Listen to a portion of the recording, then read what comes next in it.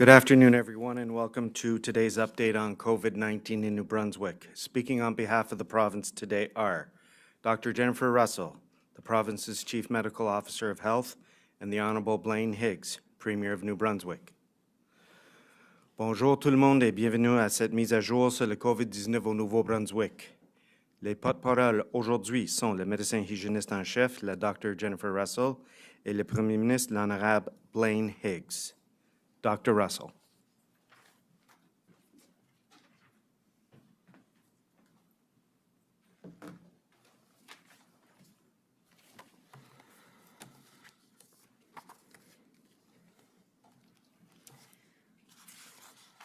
Good afternoon, everyone. Bon après-midi à tous.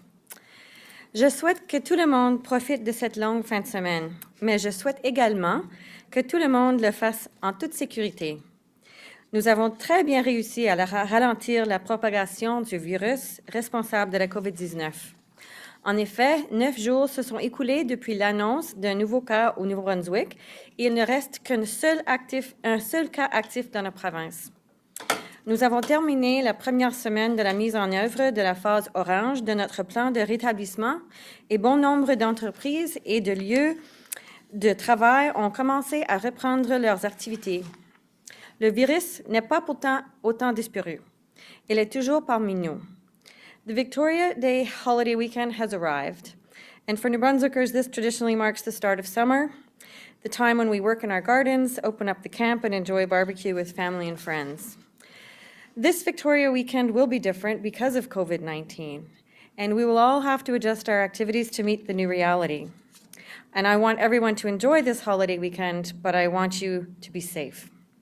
We have all done very well in slowing the spread of COVID-19. It's been 9 days since we've reported a new case in New Brunswick, and there is now just one active case in the province.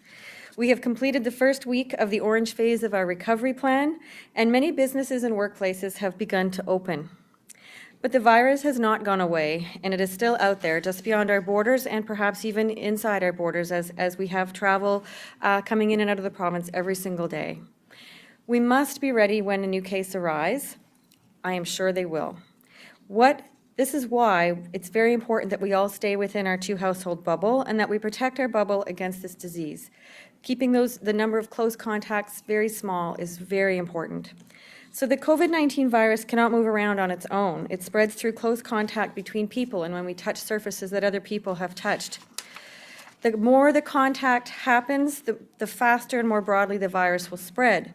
And when you stay at home within your 2-household bubble, you're denying the virus the opportunity to spread to others. Every close contact you have outside your bubble increases the risk for your health and the health of those within your bubble.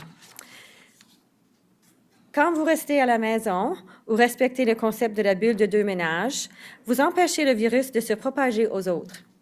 Chaque fois que vous avez des contacts étroits avec une personne à l'extérieur de votre bulle, vous augmentez le risque pour votre santé et celle des autres membres de votre bulle.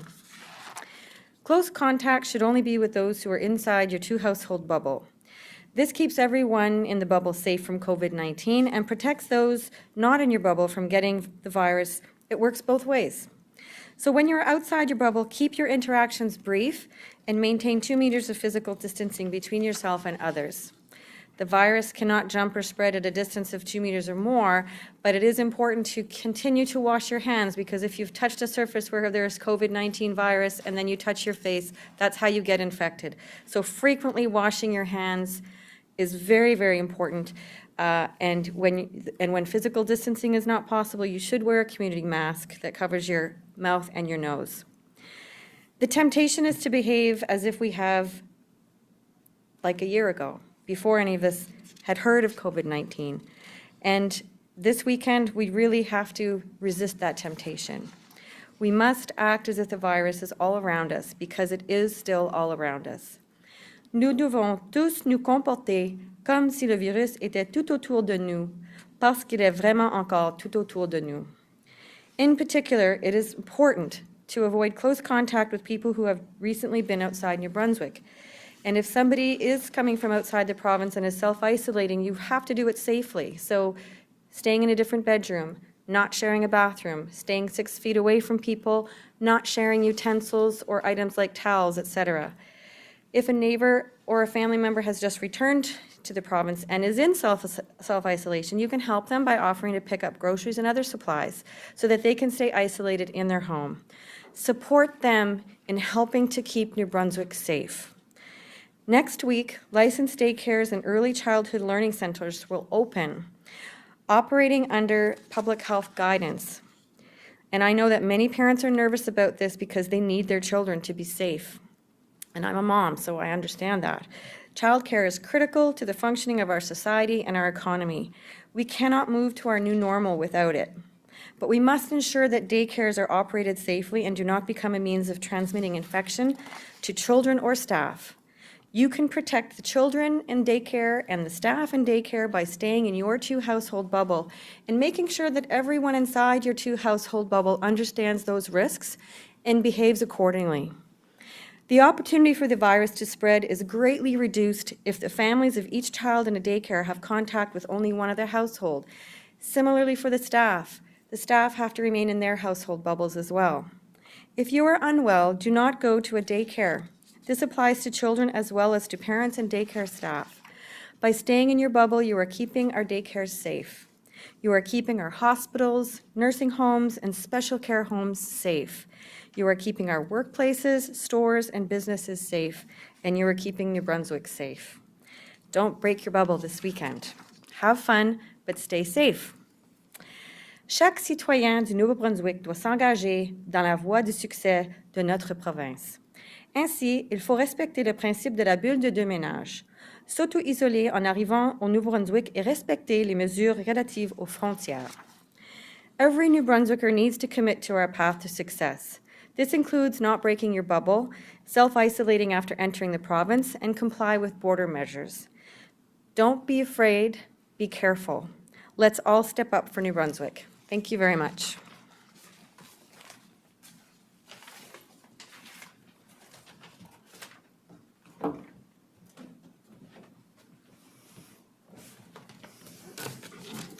Good afternoon. Bonjour. I realize that most of you are well aware that I don't normally wear red, but today I'm very proud to be wearing this T-shirt, Thank a Trucker T-shirt, as part of a campaign from the Atlantic Provinces Trucking Association. Truckers always play an important role in providing us with the essentials we need. My brother drove a long-haul rig for over 30 years. During this pandemic, we have seen how critical that truckers have been in providing essential supplies to us throughout the iteration and continuing to do so. Thank you very much. Je veux le remercier de faire le pas pour nous aider à traverser cette crise. Il continue de faire un travail important jour après jour, mais si cela signifie qu'ils doivent se mettre à risque. We're about to head into the Victoria Day long weekend. For many of us, this marks a kickoff to the summer season. This year, things might not look the same as usual. We won't be able to visit our friends and family from outside of New Brunswick. Our borders are still restricted, and we can't plan trips to other provinces right now. But fortunately, we have a lot to be thankful for right here at home. We have not had any new cases of COVID-19 in more than a week, and we only have one active travel-related case in the province at this time. Au cours de la dernière semaine, il y a eu plus de magasins et de restaurants qui ont ouvert, et la vie commence à être un peu plus normale. As we head into the long weekend, please remember, if someone is not part of your two-household bubble, you must maintain a 2-meter distance from them, and gatherings must be limited to 10 people or fewer. These guidelines are in place to protect you, your family, and your friends. We have to continue to do our part to keep all New Brunswickers healthy and safe. We have a good reason to be proud of the progress we've made as a province to minimize our risks and contain the spread of this virus thus far. But we must also remember all of the hard work and sacrifice that it took to get us to this point. Nous sommes toujours vulnérables face à la COVID-19. Nous avons minimisé les risques, mais nous ne pouvons pas les éliminer complètement. Nous devrons continuer à respecter les directives de la santé publique. Another good news story for New Brunswick is that after 10 weeks in operation, the River Watch program for the 2020 freshet season ends today. I would like to thank everyone involved in this operation for their efforts. In years when there is little flooding, their work can sometimes go unnoticed. But even during a pandemic, everyone involved was prepared to help New Brunswickers if needed. We are all grateful for their commitment to keeping New Brunswickers safe. Alors que de plus en plus d'entreprises continueront de relancer leur activité au cours des jours à venir, il y a des propriétaires d'entreprises qui cherchent des façons de fonctionner en toute sécurité. Certains d'entre eux devront venir de l'équipement de protection individuelle à leurs employés pour continuer à opérer leur entreprise, tout en suivant les lignes directrices de la santé publique. We've developed a list of New Brunswick companies that are able to sell personal protective equipment to interested businesses or industry associations. This list can be found on the GNB coronavirus website by following the link for businesses. If business owners have additional questions about the measures they must take to operate safely, they can contact our Business Navigator line by calling 1-833-799-7966 or by emailing nav@navnb.ca. We are continuing to call on our residents to step up for our New Brunswick. We have many job opportunities in the seafood processing sector in particular. We are looking for fish plant laborers, seafood plant workers, lobster processors, and more, in addition to the agricultural sector. So far, more than 700 job seekers have registered on the Job Match NB website. We held a virtual fair earlier this week with more than 1,700 attendees. However, there's still a great need in our seafood processing and agricultural sectors. And we encourage you to reach out to us to let us be sure to understand your availability and interest in becoming involved and engaged in stepping up for your New Brunswick. Nous allons continuer à travailler avec les employeurs pour trouver des façons de répondre à leurs besoins. Les gens de New Brunswick qui cherchent un emploi peuvent visiter le site web Jumelage Emploi NB pour voir les postes disponibles. Job seekers can also reach out directly to the employers for more information. These jobs pay on average $14.62 and in some cases can pay up to $23 an hour. In certain cases, they include additional benefits as well. Some may also provide transportation or offer additional performance pay to employees.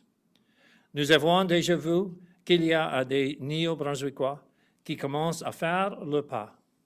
Et je sais qu'ils continueront de le faire. I want to thank those who have heard the call, like the 13 young people in Blackville who will be working for Baie-Sainte-Anne Seafoods. These are the stories I love to hear, and I look forward to hearing more in the days ahead as New Brunswickers continue to step up for their province. Please keep in mind that many retailers will be closed on Monday to mark Victoria Day. This will provide a much-needed rest for workers, many of whom have been serving the public and providing New Brunswickers with necessities throughout this pandemic, even when the rest of us were being asked to stay at home. C'est un bel exemple de résidents qui font le pas pour notre Nouveau-Brunswick. Nous remercions nos travailleurs essentiels pour leur dévouement et pour le travail qu'ils continueront de faire chaque jour. I hope everyone has a chance to enjoy the long weekend. Please continue to take care of each other. Stay safe. Thank you. Merci.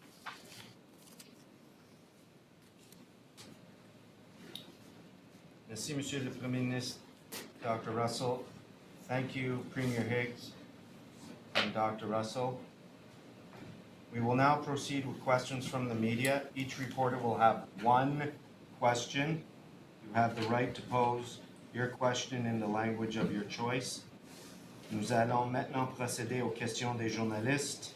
Chaque journaliste aura une question et vous avez le droit de poser vos questions dans la langue de votre choix. Derek Cole, Sackville Tribune. Hello, Mr. Premier. The reason I'm calling is there are a number of people in the Amherst area who own cottages in New Brunswick, in the Bayford, Port Elgin areas, and they're fairly frustrated that they cannot go to their cottages. I guess, when will these people be allowed to go to their cottages, which are in New Brunswick? I know that that is creating some angst in the neighboring provinces, and we've been discussing this collectively with public health and with the other premiers. At this time, we're in phase 2, week 1, and going into week 2 of phase 2. If the conditions continue the way we hope, discussions next week about moving to the next phase, and when public health agree it's time to do so, then we'll see what new opportunities exist. But right now, our borders are closed, as they have been for some time. We know that is the secret to much of the success that we've enjoyed to date, is understanding who is traveling, where, when, and why. We understand that there's a concern about coming onto properties that you own here. Right now, we're allowing people to move all around our province, within our province. And I guess I would ask for just a little more patience in this regard. And let's see where the coming weeks bring us. But right today, the border controls remain the same. Thank you, Premier. Thank you, Mr. Cole. Elizabeth Fraser, CBC. Hi there. My question is for the Premier. CBC News has been receiving reports that New Brunswick teachers are expected to go back to work starting June 1st. Can you confirm this? And if so, why? Well, I can't, I guess it's a question maybe, I don't know if you mentioned that yesterday, the Minister of Education. I think that there's a lot of preparatory work being done to ensure that we are ready no matter what for the fall. And I don't, at this point in time, see any plans in the works to move into, to open schools prior to September. But there is a lot of work being done behind the scenes to ensure that we indeed can open in September in some fashion. Now, that may be electronically. It depends, I guess, where we are at the time with the pandemic. So there may be sessions being planned in June in that regard to help prepare for the fall, and that would be all that I'm aware of at this stage. Thank you, Ms. Fraser. Thank you, Premier. Michel Corriveau, Radio-Canada. Oui, bonjour. C'est une question pour le Premier ministre, M. Higgs. Monsieur le Premier ministre, il y a un propriétaire d'usine de transformation de homards de Grande Digue qui dit que le système pour trouver des emplois que vous avez mis en place dans les usines ne fonctionne pas. Son usine va fonctionner à seulement 50%, alors que ses concurrents à l'île du Prince-Édouard et en Nouvelle-Écosse fonctionneront pour leur part à 100%. So I understand there's, there's challenges certainly in that regard. As we've seen both challenges in this year's fishery, and the fact that with the current market, whether there'll be a fishery that will be financially viable. We've seen also that the federal government just recently announced more aid for fishers, so that might be a consideration that they're thinking it won't be. I know there are a number of people that have been looking at the opportunities to work at these plants. I know some companies have been very engaged in looking for people to work at these plants. And they themselves have found students and found people to come and have an experience there. So I would be certainly willing to discuss with this particular operator, or any actually, because we have committed to ensure that they have the workers they need.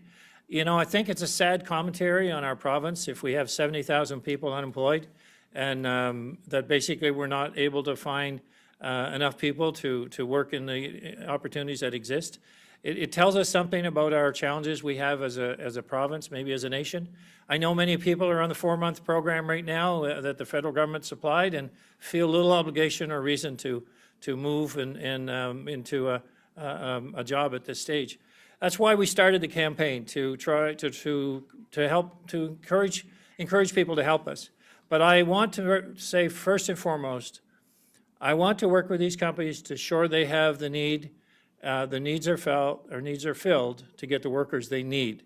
And I expect them to be forthright in what they actually need given the market, because together we will find a solution. And as our conditions change here, you know, that could include other options, because if our health, the pandemic issues stay the same, then that maybe allows us to make different decisions going forward. Merci, Monsieur Corriveau. Vicky Hogarth, Charlotte County TV. Thank you, Bruce. My question is for the Premier. Premier Higgs, I spoke with the PSW this morning who makes $14.80 an hour and is well under the $2,500 a month salary, which is supposed to make her eligible for a federal top-up that she still hasn't received. When you spoke with the Prime Minister last night, was there any update on the federal top-up for personal support workers and when it's coming? And also, what else did you speak about? Well, in the case of the Essential Service Program from the federal government, a letter was sent yesterday, day before, to the federal government identifying, what the next steps would be there and applying for the program. So this particular group that you're talking about are workers. If they fall into the eligibility of the federal criteria, then they will be contacted. It'll likely be next week, even could be the week after. But if they're eligible under the federal program, as was identified, they will be contacted. Thank you, Premier. Thank you, Ms. Hogarth. David Coach, Times and Transcript.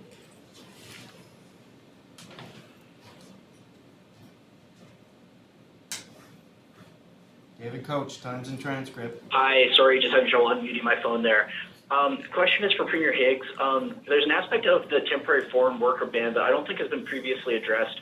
The group No One Is Illegal Fredericton has said in an open letter signed by some 175 individuals and groups that the ban scapegoats people who have provided labor essential to the economy and treats them as disposable after years of work.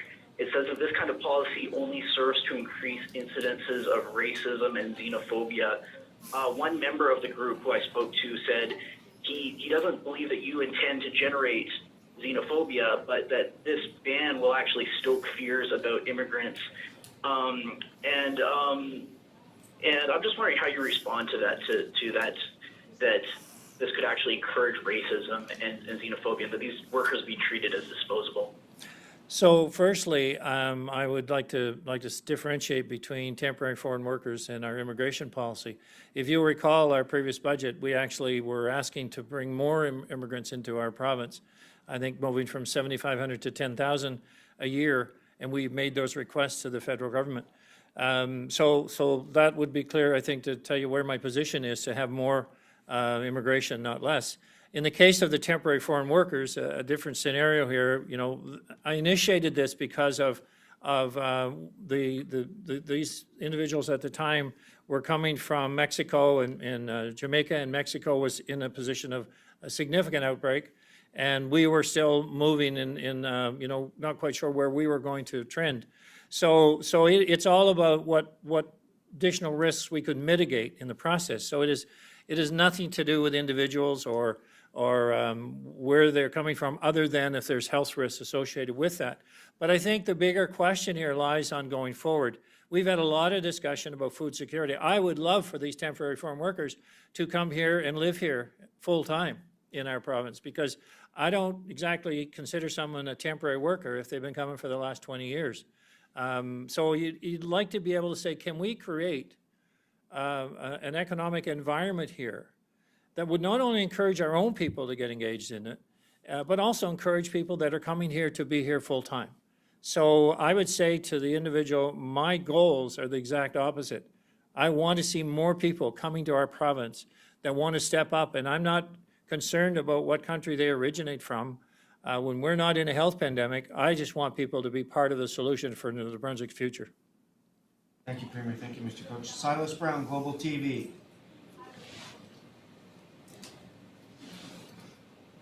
Hi, Premier. Over the last little bit, we've seen different projections on where the province's fiscal situation could stand, particularly focusing on the deficit, where that might come in. I know you've already said that we are in significant deficit territory at this point, but when will you or the Finance Minister be giving a fiscal update to let the public know exactly where the fiscal situation in the province stands?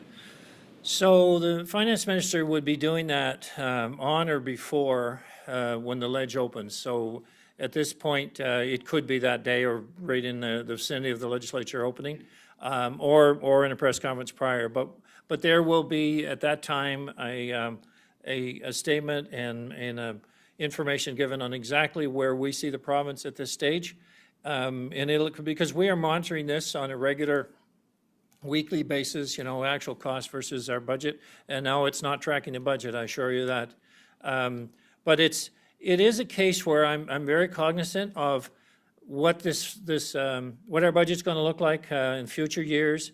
If things change, I've said it now numerous times about if things change on our transfer payments, I am trying to start up the economy in a way that the economy can continue, and that businesses and people working here aren't going to be hit with more taxes in order to keep running at a whole different level than we were before we got into the COVID. So it is a balancing act, and working with every company, every individual, to try to start our economy up in a way that we get back to where we were, but better than where we were. Thank you, Premier. Thank you, Mr. Brown. Laura Brown, CTV. Hi, Premier. I'm wondering if you've had any talks with the Prime Minister regarding the agreement that's been in place between the United States and Canada around the border closure, and whether or not you're hoping or have asked for that to be extended past May 21st. And yes, we have, and yes, I did. At this point, it looks like it would be another 30-day extension. I anticipate the federal government would announce that over the coming, maybe early next week or so. But we did have those discussions, and although I can't, preclude what the Prime Minister is going to say, I think the general tone of the discussion, that there's general consensus across the country. We need to maintain our commercial activities. There's no doubt about that. But the border security is considered something that is certainly worth protecting at this point in time, and likely renewed for another 30 days. Thank you, Premier. Thank you, Ms. Brown. Adam Harris, Telegraph-Journal. Thanks, Bruce. Premier Higgs, I wanted to know if Nova Scotia is now in the conversation to be a bubble province with New Brunswick and PEI. They now only have 65 active cases of COVID-19, and a large number of them are in a single nursing home. And then it also adds a perspective of 1 million people to the tourism season. So I had a council of premiers of the land of Canada here just a few days ago, and we discussed these issues between our respective provinces. And the basic consensus coming out of that certainly was Premier McNeil said that he wasn't in a position now, and would not be considering that at this point in time, and could maybe later in the summer. And the discussion with Dennis King was, what he was thinking about was like early July, mid-July type frame, and of course Premier Ball, it was similarly later. So all of the discussions that we had were around following the tracks that we're on, understanding we're opening up in the same vein, and continuing to work with our public health authorities in that regard. But at this time, it would certainly seem that it's PEI and ourselves would be the closest in that sense. Thank you, Premier. Thank you, Mr. Harris. Kevin Bissett, Canadian Press. Premier, has been mentioned a number of times during today's conference that fish processors have been short on staff, and that New Brunswickers have not stepped up to the degree that you wanted to fill the job vacancies there. So looking back, was the ban on temporary foreign workers a mistake? And what more can you do to try to help fill those jobs? So I guess our active case count is 1. And I guess so. Was it a factor? Was it not a factor? Every decision we've made to this point has been related to the public health considerations coming first and foremost. Has the uptake been what I had hoped at this point? No, it has not. Is it concerning when we have 70,000 people unemployed in the province? Yes, it is. Do I feel that the federal program of paying people 4 months to stay home and not need to even look for a job? Yeah, I think that has been a factor, and it's been one we've discussed across the country. We have a cultural shock here in our province that's I think needed in order to put us back on the map in the areas of food security, in the areas of driving our economy and all being part of it. So in addition to my discussion here earlier that we will work with the companies to find the workers we need, and as the current health rules and our situation in the province where it is. It's a different time now than it was when I made the decision a month or so ago. We've seen a huge spike in the requests of late, which is a little bit concerning how that all of a sudden happened. But nevertheless, we'll work with each supplier and processor to ensure we can meet their needs. And, you know, I believe in New Brunswickers. I still will continue to believe in New Brunswickers. If our campaign has not been as effective as it could have been, shame on us. Because I think if we really got to talk with people, tell them what opportunities they are, and what opportunities that they could, what they can do as part of being helpful. I've never met anyone yet that doesn't want to do the right thing and doesn't want to be part of a solution and doesn't want to be recognized for the part they play. I said here a few weeks ago or a week or so ago that this is a point in time in history that we'll all look back on and we'll all say, what did we do for our part? And you know, if we applied for 600 people out of 70,000 to come to work and we ended up with 100, boy, you'd think there's a few more there that would be interested. Thank you, Premier. Thank you, Mr. Bissett. Matthew Wakomo, l'Acadie Nouvelle. Monsieur Higgs, vous semblez avoir émis un petit peu plus tôt durant la conférence de presse une certaine ouverture à la possibilité que les propriétaires de chalets au Nouveau-Brunswick qui habitent à l'extérieur puissent venir en profiter avant la fin de l'été. Est-ce que cette ouverture-là s'appliquerait aussi aux touristes en général et peut-être aussi aux Québécois qui essaient de se rendre aux îles de la Madeleine?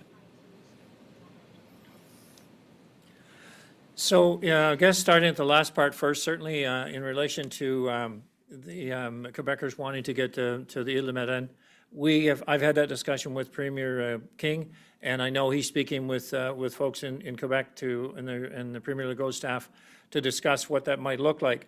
But that was in terms of allowing transit, you know, through New Brunswick, through PEI.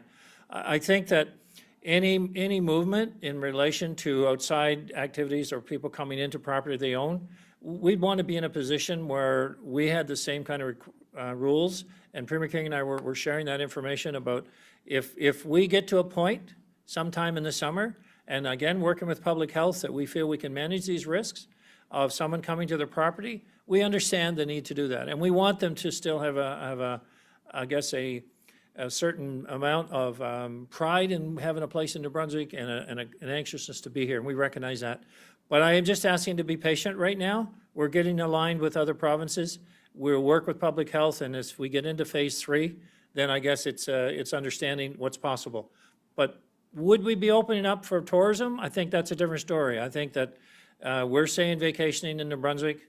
You know, if that amounts to vacationing in PEI, but I don't think that vacationing outside of the two provinces I'm speaking of here would be in the cards right now. Merci, M. Wakomo. Merci, M. Premier Ministre. Gail Harding, CBC. This question is for the Premier. When the province previously announced the COVID-19 recovery plan, you said bars would not be one of the businesses that could reopen in the orange phase, but now tap room and pub owners are saying that you've given them the go-ahead. Why the change of heart, and what kind of drinking establishments are still not allowed to reopen?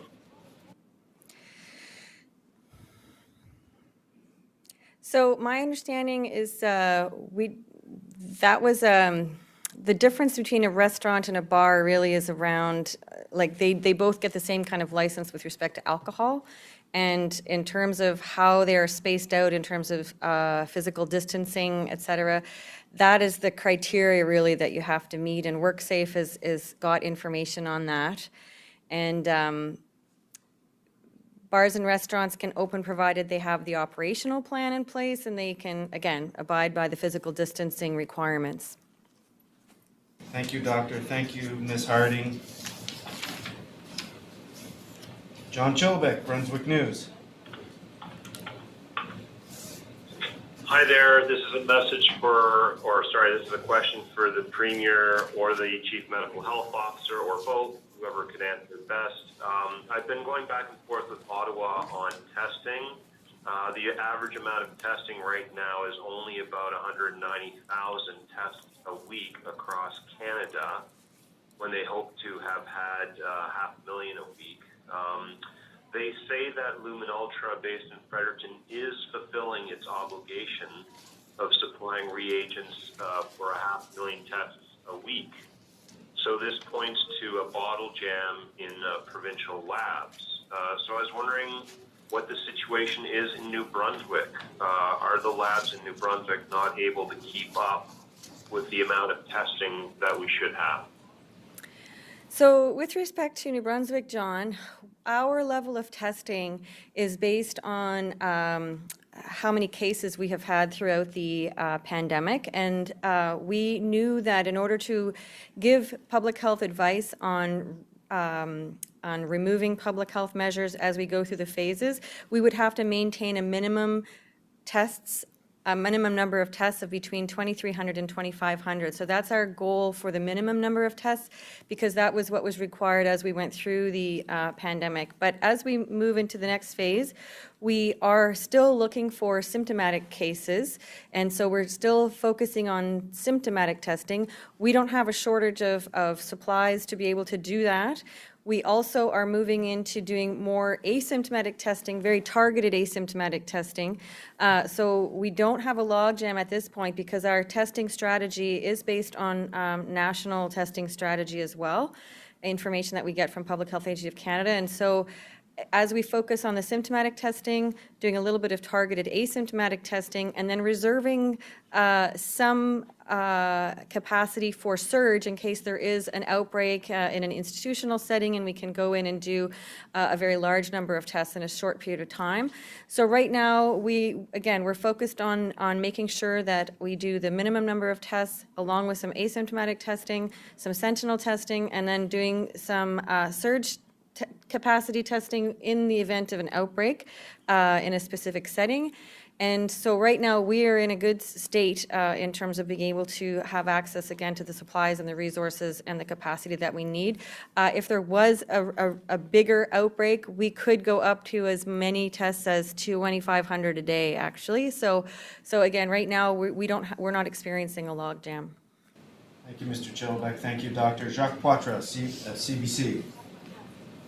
Hi, for the Premier, I wanted to follow up on the discussion of this transit corridor idea through to the Magdalen Islands that you talked about on Quebec radio yesterday. Would that conceivably include overnight hotel stays within New Brunswick? And should New Brunswick businesses be allowed to refuse to serve people traveling through from another province? Well, at this point, it's not even I guess it's a consideration just because it's a discussion point, but there hasn't been any details worked out as to what that might entail. The preliminary discussions that we had, myself and the Premier of PEI, it was basically, it would entail a straight run through to the Magdalen Islands, and so there wouldn't be any stopping in, and so it'd be treated similarly to what we've seen with other cases coming into the province, and allowing the traffic to go straight through our province to Nova Scotia, to PEI, to Newfoundland. So we've been doing that ever since we started. So I don't see any real change there in that regard. But at this stage, it becomes also the question, if let's say Quebecers have a cottage on the Magdalen Islands, and they got to travel through to get through our provinces to get there, should we also have a policy here when we're able to provide access for whether it be Quebecers or anyone else to come to their camp or cottage in New Brunswick? So the context of it is where Dennis Gang was going to be talking, the Premier is going to be talking with the Quebec officials, and then he and I were going to get back together, and then we'll talk with the respective public health officials to see what might make sense. Thank you, Mr. Poitras. Thank you, Premier. Andrew Watt, Telegraph Journal. Yeah, hi, my questions for the Premier. Premier, you spoke about the virtual job fair and the job vacancies. Can you tell us how many jobs are vacant and outline your plan of what you intend to do if New Brunswickers don't step up and fill these jobs? Well, I think that, right now we have the sequence. We have the companies listed. We have a sequence of the total job requirements. And I forget, I'm not sure the exact number, but let's say over the next 3, 4, or 5 months, it's 1,200 people. I'm kind of guessing. I don't recall the exact number. But let's say that, and I'm talking like over the summer growing period in the agriculture and the processing period going through to the year end. So if what we're saying right now is, okay, what are the timelines we need? So to look at today for planting season, then things are not quite the same until the big push on in harvesting, and obviously there's some activities in between, but the intense times. In the processing, it becomes right now, and well, just as the season starts, but some seasons have already started. So what I've said basically is we're seeing groups come together. We've seen a couple areas that have hired 15 people or so in both cases. I think that our targeting can be a little more precise in who we're going after and what the benefits are to these positions, not only in learning what's important to New Brunswick in our food sector, but also in understanding that these jobs are crucial to New Brunswick, and they're certainly well-paying jobs. I don't think we've communicated well at this point what the pay rates are, the benefits are. I think that in general, I guess I would say as a province, we've undersold the value of the food processing, the fishery, the agriculture sector in our province. We have undersold it for generations. Through this whole thing and being part of the pandemic, I guess has given us an opportunity to focus on what's important across our nation, across our province. We've talked a lot over years, I'm going to go back to food security, but we haven't done anything about it. So I'm hoping as much as anything, if we have to change some decisions in order to ensure that our companies and our farmers have the help they need, we'll do that. But it's, personally, it's a disappointment if out of 70,000 people, we're not able to meet the demands that are a fraction of that. Thank you, Premier. Thank you, Mr. Waugh. Catherine Lecomte-Roussel, Frontière Edmundston. Oui, bonjour. Ma question est pour le Premier ministre. Monsieur Higgs, vous avez annoncé vouloir renforcer le contrôle aux frontières. De son côté, le Québec enlèvera ses contrôles routiers le 18 mai. Les gens pourront donc quitter le Nouveau-Brunswick et se rendre n'importe où au Québec sans restriction. La population de la région d'Edmundston craint particulièrement cette situation parce que le Québec a beaucoup de cas de COVID-19. Donc, ma question est la suivante. Le Nouveau-Brunswick peut contrôler qui entre dans la province, mais est-ce qu'éventuellement le Nouveau-Brunswick pourrait contrôler qui en sort? You know, it is a good question. At this stage, that hasn't been a big, I guess, we haven't seen a big concern there, but I understand that it could be more so as the summer months approach.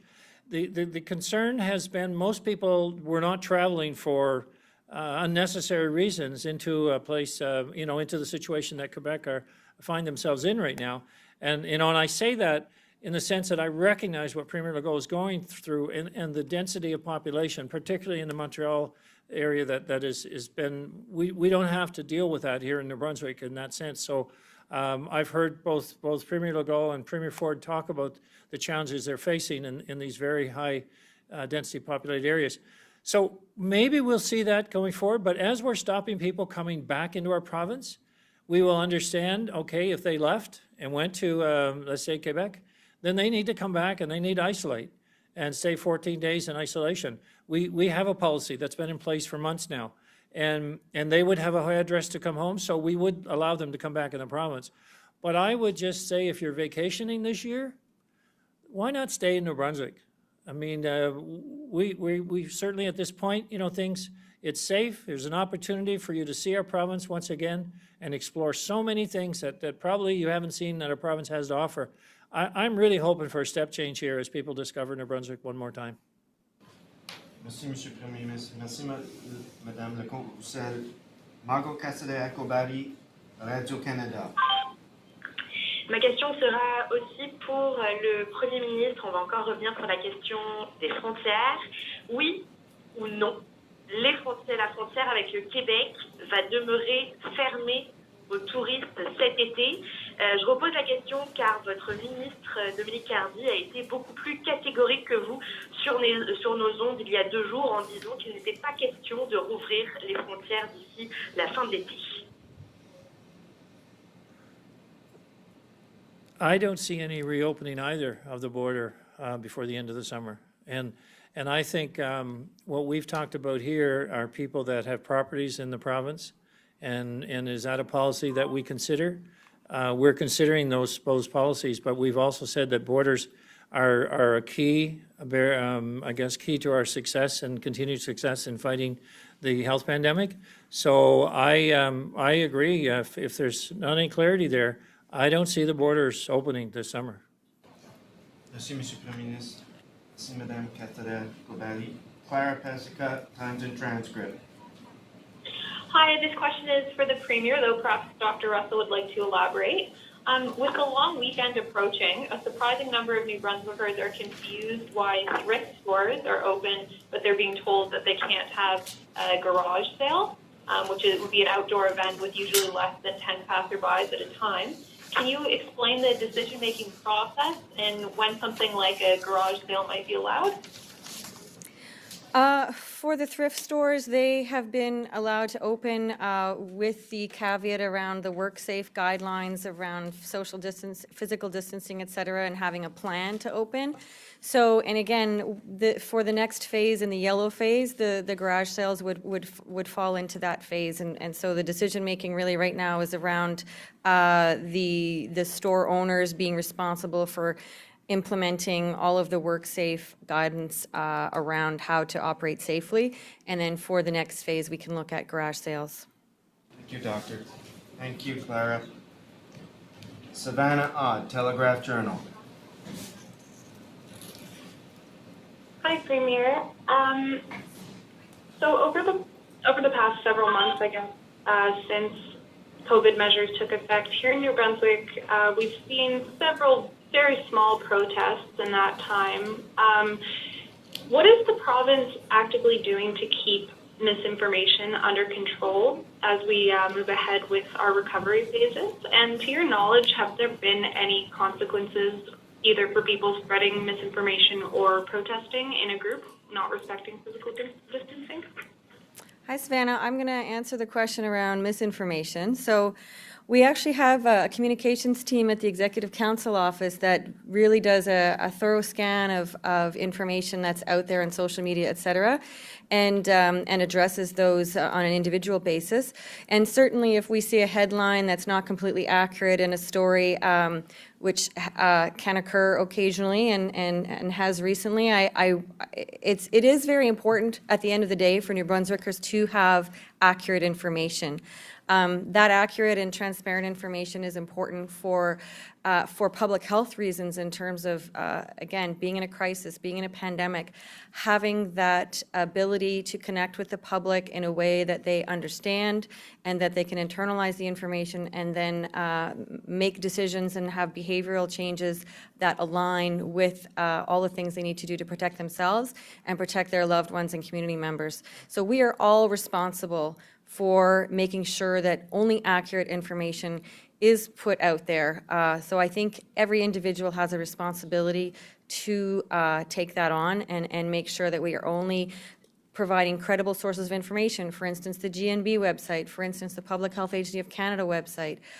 If people have inquiries about things that they haven't been able to find the answer to, we actually have an email address and I believe a phone number that people can call to get answers to their questions. It's the help aid at gnb.ca. So we want people to have access to accurate information. So again, we try to provide that to people with our own website, with the email address. And again, we are committed to that, and it's really a matter of protecting all New Brunswickers and our website is constantly updated, as is the Public Health Agency website. It has accurate information and up-to-date information as well. So I think we all have a responsibility to make sure that information is accurate and up-to-date. Thank you, Ms. Odd.